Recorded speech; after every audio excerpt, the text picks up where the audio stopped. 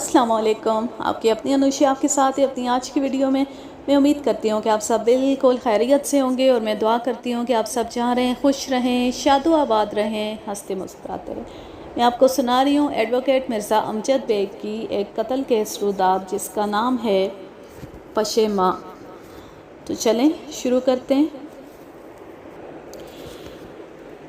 مرزا امجد bag نے doctor علی اختر سے پوچھا، آپ نے فائرنگ سے پہلے یا بعد میں کوئی غیر معمولی بات تو نوٹ نہیں کی؟ اس نے تأمل کرتے ہوئے کہا، میں یقین کے ساتھ کچھ نہیں کہہ سکتا۔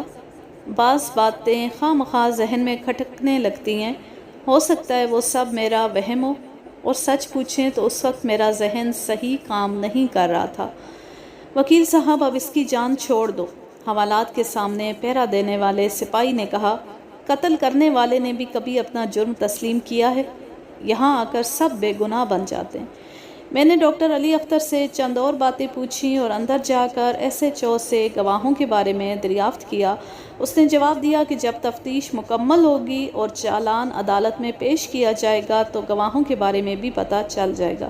دراصل میں یہ جاننا چاہتا تھا کہ شمشاد بیگم نے پولیس کو کیا بیان دیا تھا۔ اس کا بیان کس حد تک ڈاکٹر علی اختر کی صفائی میں استعمال ہو سکتا تھا۔ چونکہ شمشاد بیگم ہمارے گھر کے قریب ہی رہتی تھی، اس لیے 2 روز کے بعد میں اس سے ملنے چلا گیا۔ اس نے قدرے خشک لہجے میں میرے سوال کا جواب دیا اور میری آمد کا مدعا پوچھا۔ مجھے اس کے رویے پر خاصا تعجب ہوا۔ اس نے مجھے اندر بیٹھنے کے لیے بھی نہیں کہا تھا۔ میں آپ کو شکریہ کا موقع دینے آیا ہوں، میں نے کہا، بشرط یہ کہ آپ کو کوئی زحمت نہ ہو۔ اس نے پیچھے کی طرف دیکھا اور قدرے ناگواری سے بولی، ہم اس وقت کام سے جا رہے تھے۔ خیر، آئیں، تشریف لائیں۔ وہ مجھے برآمدے میں لے گئی اور بیت کی کرسی کی طرف اشارہ کرتے ہوئے بولی، بیٹھیں، کیا پینا پسند کریں گے؟ پسند تو میں کچھ بھی نہیں کروں گا، لیکن اگر آپ خوشی سے خالی چائے بھی پلا دیں گی تو میں انکار نہیں کروں گا۔ اس کے چہرے پر کوئی نرمی ظاہر نہیں ہوئی۔ اس نے اندرونی دروازے میں جا کر اپنی بیٹی کو آواز دی اور اسے چائے لانے کے لیے کہا، اور پھر واپس آ کر کرسی پر بیٹھ گئی اور سنجیدگی سے بولی، وکیل صاحب، بات یہ ہے کہ ایک بیوہ عورت کو اس معاشرے میں بہت ڈر کر رہنا پڑتا ہے۔ اگر کوئی ملنے آ جاتا ہے تو لوگ طرح طرح کی باتیں کرنے لگتے ہیں۔ پھر میری عمر بھی اتنی زیادہ نہیں ہے۔ جی ہاں، یہ تو ہے۔ سفید کپڑے کا دھبا دور سے نظر آ جاتا ہے۔ میں نے کہا، پھر موضوع بدلا۔ میں نے اخبار میں جبار خان کے قتل کی خبر پڑھی تھی۔ میں نے سوچا کہ شاید آپ کو قانونی مدد کی ضرورت ہو، اس لیے چلا آیا۔ وکیل صاحب، آج کل ہر شخص کسی نہ کسی ہیر پھیر کے چکر میں رہتا ہے۔ اب دیکھیں نا، ڈاکٹر علی اختر دیکھنے میں بڑے مخلص نظر آتے تھے، مگر اس نے دائیں بائیں سر ہلایا۔ چھوڑیں، کیا فائدہ کسی کی برائی کرنے سے۔ میں سمجھ گیا کہ وہ عورت ڈاکٹر علی اختر کی ہمدرد نہیں تھی۔ دوسرا اندازہ میں نے یہ لگایا کہ اس نے جو بیان پولیس کو دیا ہوگا وہ اگر ڈاکٹر علی اختر کے خلاف نہیں ہوگا تو ہمدردی میں بھی نہیں ہوگا۔ لہٰذا میں نے اس کا اعتماد حاصل کرنے کے لیے کہا، میں تو پہلی ملاقات میں ڈاکٹر علی اختر کی اصلیت سمجھ گیا تھا، لیکن اس خیال سے خاموش رہا کہ مجھے پرائے معاملے میں دخل دینے کی کیا ضرورت ہے۔ اس شخص سے آپ کی جان پہچان کیسے ہوئی تھی؟ جان پہچان کیسی؟ اس نے تیوری چڑھا کر کہا، زبردستی کے ہم درد بن گئے تھے۔ وہ کیا کہتے ہیں، مچھلی کے منہ سے بچتے بچتے مگرمچھ کے منہ میں جا پھنسے۔ ایک روز صبح کو اسکول سے چھٹی ہوئی تو وہ جبار سور اس کے پیچھے لگ گیا۔ یہ صاحب کار میں ادھر سے گزر رہے تھے، ان کے ساتھ ایک عورت بھی تھی۔ انہوں نے ہمدردی کرتے ہوئے صبا کو لفٹ دے دی اور یہاں گھر چھوڑ گئے۔ مجھ سے غلطی یہ ہوئی کہ میں نے انہیں ایک کپ چائے پلانے کے لیے روک لیا۔ اس کے بعد یہ زبردستی ہمارے سرپرست بن گئے، کہنے لگے کہ ان کا یہی راستہ ہے، وہ صبا کو روزانہ اسکول چھوڑ دیا کریں گے۔ میں نے انہیں شریف آدمی سمجھ کر صبا کو ان کے ساتھ بھیجنا شروع کر دیا۔ اس کے بعد ان کا زیادہ وقت ہمارے گھر میں گزرنے لگا۔ پھر انہوں نے مجھ سے شادی کی خواہش کا اظہار کر دیا۔ انسان کو اپنی اوقات دیکھ کر بات کرنا چاہیے۔ میں نے چالاکی سے کہا، میرا خیال ہے کہ وہ اصلی ڈاکٹر نہیں ہیں اور ان کی مالی حالت بھی زیادہ اچھی نہیں۔ اس کے علاوہ بیوی بچوں والے بھی ہوں گے۔ یہ انہوں نے شادی کی تجویز کب پیش کی تھی؟ وہ سوچتی ہوئی بولی، جبار خان کے قتل سے تقریباً 1 ہفتہ پہلے۔ اس کا مطلب یہ تھا کہ وہ عورت اچھی خاصی موقع پرست تھی۔ جب اسے یہ بات معلوم ہو گئی کہ ڈاکٹر علی اختر اس سے شادی کرنا چاہتا ہے تو اسے یا تو اس سے فوراً قطع تعلق کر لینا چاہیے تھا یا اس کی تجویز کا مثبت جواب دینا چاہیے تھا۔ میں نے یہ جاننے کے لیے کہ آیا وہ ڈاکٹر علی اختر کو جبار خان کے قتل کا ذمہ دار سمجھتی ہے یا نہیں، کہا، میرا خیال ہے کہ ڈاکٹر علی اختر نے آپ کی خوشنودی حاصل کرنے کے لیے جبار خان کو قتل کیا ہے۔ وہ چپ سی ہو گئی، تھوڑی دیر بعد بولی، میں اس سلسلے میں کیا کہہ سکتی ہوں؟ پولیس کے خیال میں تو سارا کیس بہت سیدھا سادہ ہے۔ میں نے کہا، بقول ان کے انہوں نے گواہوں کی موجودگی میں ملزم کو آلۂ قتل سمیت گرفتار کیا ہے۔ اس کے علاوہ ملزم کی موقع واردات پر موجودگی بھی ثابت ہے۔ اس سے بڑا ثبوت اور کیا ہو سکتا ہے؟ سب سے بڑا ثبوت یہ بھی ہے کہ ملزم نے مقتول کو 2-3 بار قتل کی دھمکی بھی دی تھی۔ اس بات کا تو میں بھی گواہ ہوں۔ یہ بات خود جبار خان نے مجھے بتائی تھی کہ ڈاکٹر علی اختر نے اسے قتل کی دھمکی دی تھی۔ دھمکی تو انہوں نے واقعی دی تھی، شمشاد بیگم نے کہا۔ پھر کچھ دیر سوچنے کے بعد بولی، عدالت کو یہ بھی تو سوچنا چاہیے کہ مقتول نے ایک معصوم اور یتیم لڑکی کی زندگی عذاب بنا رکھی تھی اور وہ اسی سزا کا مستحق تھا۔ اس کا انحصار تو آپ کے بیان پر ہے، آپ کے اور آپ کی بیٹی کے بیان پر۔ میں نے کہا، میں تو اس معاملے سے دور ہی رہنا چاہتی ہوں۔ اتنے میں ثروت صبا چائے بنا کر لے آئی اور چونکتے ہوئے بولی، ارے آپ بیگ صاحب ہیں، السلام علیکم، آپ برآمدے میں کیوں بیٹھے ہیں؟ یہ تو گھر والوں کی مرضی ہے، میں نے اس کی ماں کی طرف دیکھتے ہوئے کہا، جہاں بٹھائیں گے وہیں بیٹھنا پڑے گا۔ امی تو بس ایسے ہی ہیں، صبا نے کہا، کبھی کبھی ان کی باتیں میری سمجھ میں بھی نہیں آتی۔ آپ اندر آ کر بیٹھیں، آپ سے تو ہمیں بہت ساری باتیں کرنی ہیں۔ پولیس نے ہمیں بہت پریشان کر رکھا ہے۔ پولیس چاہتی ہے کہ ہم انکل اختر کے خلاف جھوٹا بیان دیں۔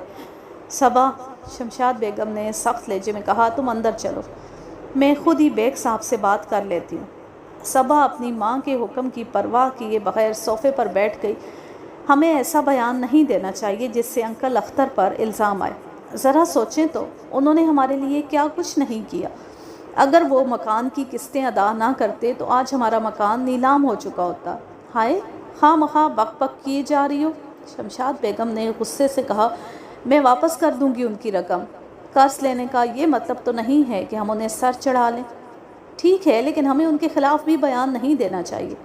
کیا تم یہ چاہتی ہو کہ میں پھانسی پر چڑھ جاؤں؟ شمشاد بیگم نے کہا، پھر فوراً ہی لہجہ بدل کر بولی، تم خواہ مخواہ ہی پریشان ہو رہی ہو، میں نے ان کے خلاف کوئی بیان نہیں دیا۔ صبا میری طرف دیکھتے ہوئے بولی، بیگ صاحب، اگر ہم پولیس کے گواہوں میں اپنا نام دیں گے تو کیا ہمارا بیان انکل کے خلاف نہیں ہو جائے گا؟ پولیس آپ کا بیان تو ضرور لے گی کیونکہ قتل آپ کے گھر میں ہوا ہے، آپ کو عدالت میں بھی بیان دینا پڑے گا۔ لیکن اگر آپ سمجھتی ہیں کہ ڈاکٹر صاحب بے گناہ ہیں تو آپ عدالت میں بیان دینے سے پہلے وکیل صفائی سے مشورہ کر لیں۔ میں نے انہیں یہ نہیں بتایا تھا کہ ڈاکٹر علی اختر نے مجھے وکیل صفائی مقرر کیا۔ ہمیں اس چکر میں پڑنے کی کیا ضرورت ہے؟ شمشاد بیگم نے کہا، اگر کوئی وکیل صفائی ہمارے پاس آئے گا تو دیکھا جائے گا۔ ہمیں اپنے آپ کو بھی تو، میرا مطلب ہے کہ اپنی مجبوریوں کو بھی تو دیکھنا ہے۔ میں نے اندازہ لگایا کہ شمشاد بیگم اصل حقیقت کو چھپانے کی کوشش کر رہی تھی۔ اس کی باتوں سے یہ اندازہ بھی ہوتا تھا کہ وہ ڈاکٹر علی اختر کو بے گناہ سمجھتی تھی، لیکن کسی مصلحت کے تحت اس بات کا اظہار نہیں کرنا چاہتی تھی۔ میں نے سوچا کہ اصل قاتل کوئی اور ہے، اور کیا شمشاد بیگم اسے جانتی تھی؟ تھوڑی دیر بعد جب صبا چائے کے برتن اٹھا کر اندر چلی گئی تو میں نے رازدارانہ لہجے میں کہا، لڑکی ابھی نادان ہے، اسے نرمی سے سمجھائیں۔ آپ کو تو اللہ نے ایک ساتھ 2 مصیبتوں سے بچا لیا، مچھلی سے بھی اور مگرمچھ سے بھی۔ کبھی کبھی یہ لڑکی بہت ناقابل برداشت ہو جاتی ہے۔ میں نے قدرے محتاط لہجے میں کہا، ایک بات میری سمجھ میں نہیں آئی، آپ نے جبار خان کو اندر کیسے بلا لیا؟ وہ تامل کرتے ہوئے بولی، اس کمبخت کو یہ بات معلوم نہیں ہے کہ اس کتے نے اسے اغوا کرنے کا منصوبہ بنایا تھا۔ وہ بہت کمینہ شخص تھا، کسی کی پرواہ نہیں کرتا تھا۔ اس نے یہاں گھر آ کر مجھے اغوا کی دھمکی دی تھی۔ پہلے میں نے سوچا کہ مکان کو کرائے پر اٹھا کر کسی دوسرے علاقے میں چلے جانا چاہیے، لیکن پھر کسی نے مشورہ دیا کہ اس طرح چھپنے سے بات نہیں بنے گی۔ وہ کچھ اور کہنا چاہتی تھی مگر کسی مصلحت کے تحت چپ ہو گئی۔ میں نے پوچھا کیا ڈاکٹر علی اختر کو یہ بات معلوم تھی کہ جبار خان نے صبا کو اغوا کرنے کی دھمکی دی ہے؟ نہیں، میں نے انہیں یہ بات نہیں بتائی تھی۔ مجھے معلوم تھا کہ وہ صبا کو بتا دیں گے اور صبا پریشان ہوگی، لہٰذا میں نے کسی کو یہ بات نہیں بتائی۔ میں نے شمشاد بیگم کا شکریہ ادا کیا اور جانے کے لیے کھڑا ہو گیا۔ صبا بھی کمرے میں آ گئی۔ آپ کو اس کمرے میں جاتے ہوئے تو بہت ڈر لگتا ہوگا جس میں قتل ہوا تھا، کیا میں وہ کمرہ دیکھ سکتا ہوں؟ صبا بولی، آپ چاہیں تو پورا گھر دیکھ سکتے ہیں، آئیے میرے ساتھ۔ وہ مجھے ایک چھوٹی سی خوابگاہ میں لے گئی۔ اس میں 2 چھوٹے بیڈ، ایک الماری، 2 آرام کرسیاں، ایک سنگار میز اور ایک شوکیس رکھا تھا۔ کرسیاں دروازے کے مقابل والی دیوار کے ساتھ رکھی تھی، بستر بائیں طرف رکھے تھے۔ بائیں طرف والی دیوار کے ساتھ کمرے کی واحد کھڑکی تھی جو کرسیوں سے تقریباً 8 فٹ دور تھی۔ صبا نے مجھے بتایا کہ جب جبار خان پر فائر کیا گیا تو اس وقت وہ کرسی پر بیٹھا تھا۔ قالین اور دیوار پر اس کے خون کے دھبے ہنوز دیکھے جا سکتے تھے، حالانکہ انہیں دھونے کی کوشش کی گئی تھی۔ میں کرسی پر سیدھا بیٹھ گیا۔ میرا دایاں بازو اور دائیں کن پٹی کھڑکی کی طرف تھی۔ اگر کسی نے کھڑکی سے فائر کیا تھا تو گولیاں جبار کے جسم کے دائیں حصے پر لگنا چاہیے تھیں۔ میں نے شمشاد بیگم سے پوچھا کہ جب جبار پر فائر کیا گیا تو اس وقت وہ کہاں تھی؟ جب میں جبار کے ہمراہ کمرے میں داخل ہوئی تو میں نے میز پر کچھ گندے برتن پڑے دیکھے۔ اس نے جواب دیا۔ میں نے جبار کو بٹھایا اور برتن اٹھا کر باورچی خانے کی طرف چلی گئی۔ چائے کے برتن؟ میں نے بظاہر بے خیالی میں پوچھا۔ ہاں 2 کپ تھے شاید۔ وہ تھوڑی سی گڑبڑا گئی۔ ابھی میں باورچی خانے سے 2 قدم ادھر ہی تھی کہ میں نے گولیاں چلنے کی آواز سنی۔ مجھ پر تو سکتہ ہی طاری ہو گیا۔ برآمدے میں جا کر دیکھا تو باہر کی بتیاں بجھی ہوئی تھیں اور ڈاکٹر صاحب اپنی کار کی طرف بھاگے جا رہے تھے۔ اچانک وہ چپ ہو گئی، شاید وہ ضرورت سے زیادہ بول گئی تھی۔ میں نے باہر نکل کر دیکھا، دائیں بائیں نظر دوڑائی۔ باورچی خانہ بائیں طرف تھا اور ادھر ہی سے باہر جانے کا راستہ تھا۔ سامنے کی طرف ایک دروازہ تھا جو غالباً ڈرائنگ روم کی طرف جاتا تھا۔ قاتل یا تو کمرے میں چھپا ہوا تھا یا باورچی خانے کی طرف سے آیا تھا یا ڈرائنگ روم کی طرف سے۔ باورچی خانے کی طرف شمشاد بیگم تھی اور ڈرائنگ روم میں ڈاکٹر علی اختر تھا۔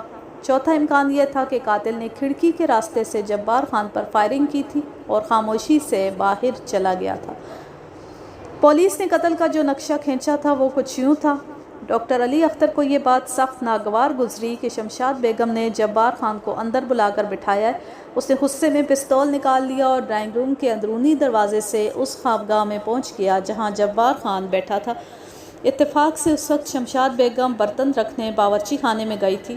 اس نے جاتے ہی جبار خان پر 3 گولیاں چلائیں اور فوراً واپس چلا گیا۔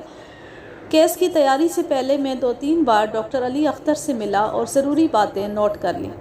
چند روز کے بعد پولیس نے عدالت میں چالان پیش کر دیا۔ ابتدائی سماعت کے دوران میں نے ڈاکٹر علی اختر کی ضمانت کرانے کی بہت کوشش کی مگر کامیابی نہیں ہوئی۔ اس بات پر مجھے کوئی زیادہ تعجب نہیں ہوا کہ شمشاد بیگم اور اس کی بیٹی ثروت صبا کا نام استغاثے کے گواہوں میں شامل تھا۔ استغاثے کی طرف سے کل 10 گواہوں کی فہرست عدالت میں پیش کی گئی تھی۔ ان میں 3 گواہ شمشاد بیگم کے پڑوسی تھے۔ انہوں نے 3 تاریخ کو رات کے 10:15 بجے شمشاد بیگم کے گھر سے گولیاں چلنے کی آواز سنی تھی اور ڈاکٹر علی اختر کو اپنی کار میں وہاں سے رخصت ہوتے دیکھا تھا۔ 3 گواہ مقتول جبار خان کے دوست تھے۔ انہوں نے اپنے بیان میں کہا تھا کہ ڈاکٹر علی اختر نے جبار خان کو قتل کی دھمکی دی تھی۔ 2 گواہ ڈاکٹر علی اختر کے پڑوسی تھے۔ پولیس نے ان گواہوں کی موجودگی میں ڈاکٹر کی کار سے آلہ قتل یعنی پستول برآمد کیا تھا۔ آخری 2 گواہ شمشاد بیگم اور ثروت صبا اس کیس کی اہم گواہ تھیں۔ ان کے بیانات کی تفصیل آگے آئے گی۔ میں پولیس اور عدالت کی ضابطے کی کارروائیوں کا ذکر حذف کرتے ہوئے گواہوں کے بیانات اور ان پر ہونے والی جرح کی کارروائی آپ کے سامنے پیش کرتا ہوں۔ تاہم اس سے قبل کچھ ضروری باتیں۔ میڈیکل ایگزامینر کی رپورٹ کے مطابق مقتول کے جسم پر گولیوں کے 3 نشانات پائے گئے تھے اور یہی اس کی موت کا سبب تھے۔ ایک گولی ہنسلی کی ہڈی کے قریب، ایک دل پر اور ایک دل سے ذرا نیچے لگی تھی۔ گولیاں بہت قریب سے چلائی گئی تھیں اور یہ بات بھی ثابت ہو گئی تھی کہ وہ ڈاکٹر علی اختر کے پستول سے چلائی گئی تھی۔ سب سے پہلا گواہ جو استغاثے کی طرف سے پیش کیا گیا اس کا نام اعظم علی تھا۔ وہ 28-29 سال کا ایک بازاری قسم کا نوجوان تھا۔ وہ کسی فیکٹری میں ملازم تھا اور جبار خان کا پرانا دوست تھا۔ اس نے اپنے بیان میں کہا کہ جبار خان ایک شریف نوجوان تھا اور ہمیشہ دوسروں کے کام آتا تھا۔ اس نے کبھی کسی لڑکی کو بری نظر سے نہیں دیکھا تھا۔ شمشاد بیگم کے ساتھ اس کے پڑوسیوں والے مراسم تھے اور وہ اکثر ان کے گھر آتا جاتا تھا۔ ملزم علی اختر کو اس کا آنا جانا اچھا نہیں لگتا تھا۔ اس نے جبار خان کو دھمکی دیتے ہوئے کہا تھا کہ اگر اس نے شمشاد بیگم کے گھر آنا جانا بند نہ کیا تو وہ اسے قتل کر دے گا۔ گواہ کا بیان ختم ہوا تو وکیل استغاثہ نے اس سے چند سرسری قسم کے سوالات کیے۔ وہ عدالت کو یہ باور کرانا چاہتا تھا کہ گواہ ایک معتبر شخص تھا۔ اس کے بعد میں گواہ پر جرح کرنے کے لیے آگے آیا۔ ایک ضمنی بات کا ذکر کر دینا مناسب ہوگا۔ مقتول جبار خان کا باپ ایک اعلیٰ سرکاری افسر ہے، اس لیے اس کا واضح الفاظ میں ذکر نہیں کیا جا سکتا۔ میں نے گواہ سے پوچھا کیا یہ صحیح ہے کہ مقتول کی عمر 26 سال تھی، وہ نان میٹرک تھا اور کوئی کام نہیں کرتا تھا؟ عمر تو آپ نے ٹھیک بتائی ہے، اعظم علی نے جواب دیا، لیکن یہ مجھے معلوم نہیں ہے کہ اس کی تعلیم کتنی تھی، اور جہاں تک کام کا تعلق تھا اسے کام کی ضرورت ہی نہیں تھی۔ کیوں؟ میں نے پوچھا، اسے کام کی ضرورت کیوں نہیں تھی؟ اس کے ابا سرکاری افسر ہیں اور تنخواہ کے علاوہ ان کی اوپر کی، میرا مطلب ہے کہ ان کی معقول آمدنی ہے۔ کون سی آمدنی معقول ہے، تنخواہ یا اوپر کی آمدنی؟ وکیل استغاثہ نے جلدی سے اٹھ کر کہا، جناب عالی مجھے اعتراض ہے۔ وکیل صفائی ایک معزز سرکاری افسر کی عزت کو اچھالنے کی کوشش کر رہے ہیں۔ جناب عالی میں نے صرف گواہ کو اپنے جواب کی تشریح کرنے کے لیے کہا ہے۔ جج نے اعتراض تسلیم کیا۔ میں نے گواہ سے پوچھا، کیا ملزم نے تمہارے سامنے مقتول کو دھمکی دی تھی؟ نہیں، گواہ نے جواب دیا، یہ واقعہ میرے سامنے پیش نہیں آیا، مجھے جبار خان نے دھمکی کے بارے میں بتایا تھا۔ تمہاری مقتول سے کتنی پرانی دوستی تھی؟ تقریباً 10-12 سال پرانی۔ گواہ نمبر 2 اور 3 بھی جبار خان کے دوست تھے، انہوں نے بھی تقریباً وہی بیان دیا جو اعظم علی نے دیا تھا۔ انہوں نے اعتراف کیا کہ وہ جبار خان کے پرانے دوست تھے اور انہیں بھی جبار خان نے ہی دھمکی کے بارے میں بتایا تھا۔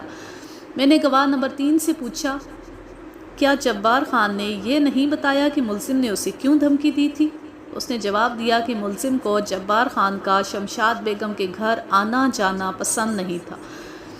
میں نے جج سے مخاطب ہو کر کہا، جناب عالی یہ تینوں گواہ در حقیقت دوستی کا حق ادا کرنے کی کوشش کر رہے ہیں اور رٹا ہوا بیان دہرا رہے ہیں۔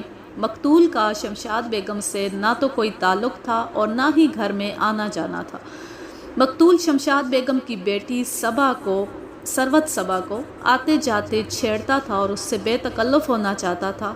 اس سلسلے میں شمشاد بیگم نے اس کے خلاف پولیس میں رپورٹ بھی درج کرائی تھی، جس کی نقل عدالت کے طلب کرنے پر پیش کی جا سکتی ہے۔ گواہ نمبر 4 اور 5 نے بڑی مختصر گواہی دی۔ انہوں نے 3 تاریخ کو رات کے 10-10:15 بجے فائرنگ کی آواز سنی اور صورتحال معلوم کرنے کے لیے باہر نکلے تو انہوں نے شمشاد بیگم کے بنگلے سے ایک نیلے رنگ کی کار نکلتے دیکھی۔ یہ کار وہ پہلے بھی وہاں دیکھ چکے تھے۔ اس وقت انہیں کار کے مالک کا نام معلوم نہیں تھا، لیکن وہ اسے شکل سے پہچانتے تھے۔ وکیل استغاثہ نے ان سے پوچھا کہ کیا ملزم ڈاکٹر علی اختر وہی شخص ہے جسے انہوں نے وقوعے والے روز نیلے رنگ کی کار میں جاتے دیکھا تھا؟ انہوں نے اس بات میں جواب دیا۔ استغاثے کے چھٹے گواہ کا نام بختیار احمد تھا۔ اس کی عمر 24-25 سال کے لگ بھگ تھی۔ اس کی محلے میں الیکٹریشین کی دکان تھی۔ اس کے بارے میں پتہ چلا کہ واردات کے بعد وہ کئی مرتبہ شمشاد بیگم کے گھر آتا جاتا دیکھا گیا تھا۔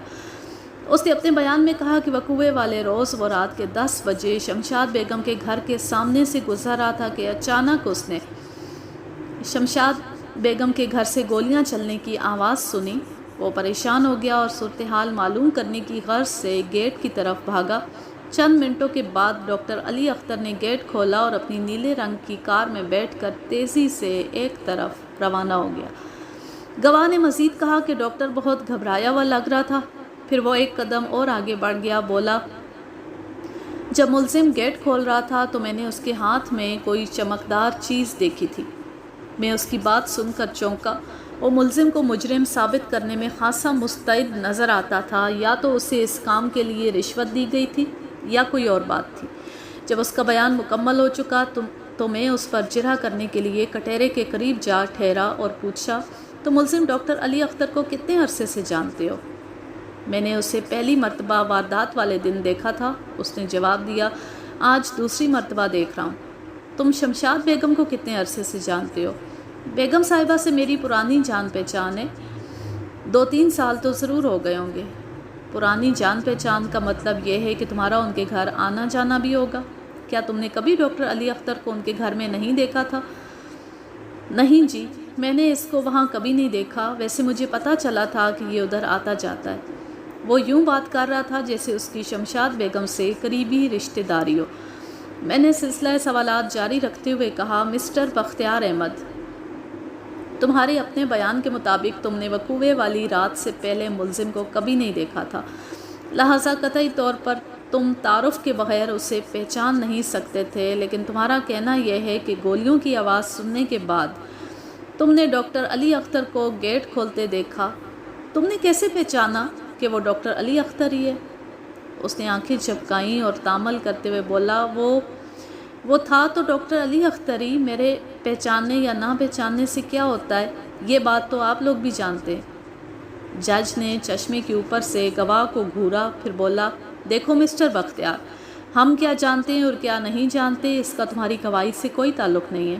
تم صرف وہ بات بتاؤ جو تم جانتے ہو۔ پہلے سوال کو اچھی طرح سمجھو، پھر جواب دو۔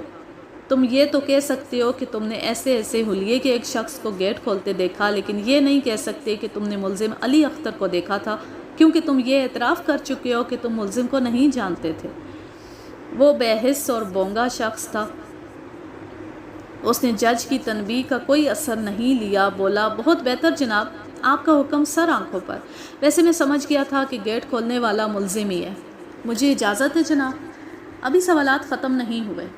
مسٹر بختیار احمد، ذرا سوچ کر بتاؤ، جب تم نے ایک شخص کو گیٹ کھولتے دیکھا تو کیا اس وقت بنگلے کے برآمدے یا صحن میں کوئی بتی جل رہی تھی؟ بتی؟ اس نے تیر کو لمبا کرتے ہوئے چھت کی طرف دیکھا، نہیں جل رہی تھی۔ اور تم نے اندھیرے کے باوجود ایک ایسے شخص کو شناخت کر لیا جسے تم نے زندگی میں پہلی بار دیکھا تھا، اور تمہیں اس کا نام بھی معلوم نہیں تھا۔ کیا تم اس بات کی تشریح کرو گے؟ یہ تو اپنی اپنی سوچ اور سمجھ کی بات ہے۔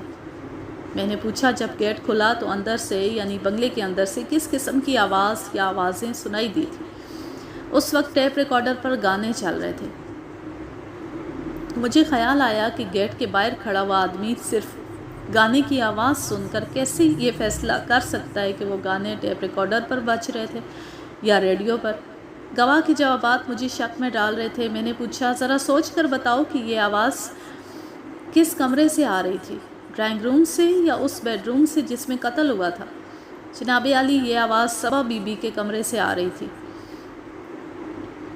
اس جواب سے میں نے یہ اندازہ لگایا کہ وہ اندر کا حال بخوبی جانتا تھا۔ ایک عجیب بات یہ تھی کہ کسی گواہ نے عورتوں کے چیخنے کا ذکر نہیں کیا تھا، حالانکہ گھر کے اندر اگر بلی کا بچہ بھی مر جائے تو عورتیں چیخنا شروع کر دیتی ہیں۔ وہاں ایک آدمی قتل ہو گیا تھا اور کسی کے چیخنے کی آواز نہیں آئی تھی، اس کے بجائے اندر سے گانوں کی آواز آ رہی تھی۔ اس سے ایک ہی بات سمجھ میں آتی تھی، اور وہ یہ کہ جبار خان کا قتل شمشاد بیگم اور اس کی بیٹی صبا کی سازش سے ہوا تھا، اور اس سازش میں غالباً بختیار احمد بھی شریک تھا۔ لہٰذا میں نے اس امکان کو ذہن میں رکھتے ہوئے سوالات کرنے شروع کر دیے۔ بختیار احمد، تم نے ملزم کے ہاتھ میں جب وہ گیٹ کھول رہا تھا ایک چمکدار چیز دیکھی تھی، کیا تم اس عدالت کو بتاؤ گے کہ وہ کیا چیز تھی، یا تم نے اس چیز کے بارے میں کیا اندازہ لگایا تھا؟ پہلے تو میں اسے پائپ سمجھا تھا، لیکن بعد میں مجھے خیال آیا کہ وہ پستول تھا۔ یہ بتاؤ کہ جب نیلی کار گیٹ سے نکل کر چلی گئی تو تم نے کیا کیا؟ نیلی کار کے جانے کے بعد کسی نے گیٹ بند کر دیا اور پھر شمشاد بیگم اپنی بیٹی کے ہمراہ پولیس کو فون کرنے چلی گئی۔ کیا اس نے تمہارے ساتھ کوئی بات نہیں کی؟ اسے اتنا ہوش کہاں تھا، گھر میں لاش پڑی ہو تو، میرا مطلب قتل، میں یہ کہنا چاہتا ہوں کہ اتنی سنگین واردات۔ بہرحال اس نے میرے ساتھ کوئی بات نہیں کی تھی، وہ کچھ بوکھلا گیا تھا۔ میں نے کہا، جب اس نے تمہارے ساتھ کوئی بات نہیں کی تھی تو پھر تمہیں یہ کیسے پتہ چلا کہ وہ پولیس کو فون کرنے جا رہی تھی؟ میرا خیال ہے کہ اس نے اپنی بیٹی سے فون کرنے کے بارے میں کچھ کہا تھا۔ اور تمہیں یہ کیسے پتہ چلا کہ ان کے گھر میں لاش پڑی ہے؟ میرا مطلب ہے کہ ایک آدمی قتل ہو گیا ہے۔ وکیل صاحب، آپ خواہ مخواہ مجھ پر الزام لگا رہے ہیں، اس نے گھبرا کر کہا۔ میں نے کب کہا ہے کہ ان کے گھر میں کوئی آدمی قتل ہو گیا؟ میں تو صرف یہ کہنا چاہ رہا تھا کہ وکیل استغاثہ اس کی مدد کرتے ہوئے بولا، جناب عالی، وکیل صفائی گواہ کو ہراساں کرنے کی کوشش کر رہے ہیں۔ حقیقت صرف اتنی ہے کہ گواہ اپنی سادگی کے باعث بعد میں حاصل ہونے والی معلومات کو ابتدائی مشاہدے کے ساتھ ملا رہا ہے، اور یہ ایک ایسی غلطی ہے جو کوئی بھی شخص کر سکتا ہے۔ میں نے عدالت سے کہا، جناب عالی، گواہ کی باتوں سے اندازہ ہوتا ہے کہ وہ واردات کے بارے میں بہت کچھ جانتا ہے۔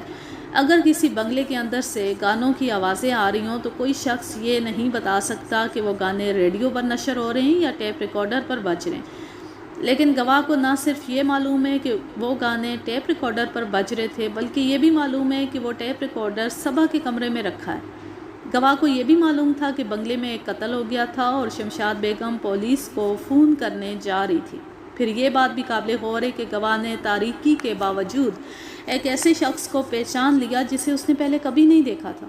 نیز گواہ کا عین واردات کے وقت بنگلے کے دروازے پر موجود ہونا بھی توجہ طلب ہے۔ ان حقائق سے کوئی بھی صاحب فہم شخص یہ نتیجہ اخذ کر سکتا ہے کہ گواہ واردات کے وقت بنگلے کے اندر موجود تھا۔ اس لیے میں فاضل عدالت سے یہ گزارش کروں گا کہ وہ گواہ کو شامل تفتیش کرنے کا حکم جاری کریں۔ میں نے دیکھا بختیار احمد پھٹی پھٹی نظروں سے جج کو دیکھنے لگا تھا۔ آج کے لیے بس اتنا ہی۔ اب میں لیتی ہوں آپ سے اجازت۔ جانیں خوش رہیں، شاد و آباد رہیں، ہنستے مسکراتے رہیں۔ اللہ حافظ، اللہ نگہبان۔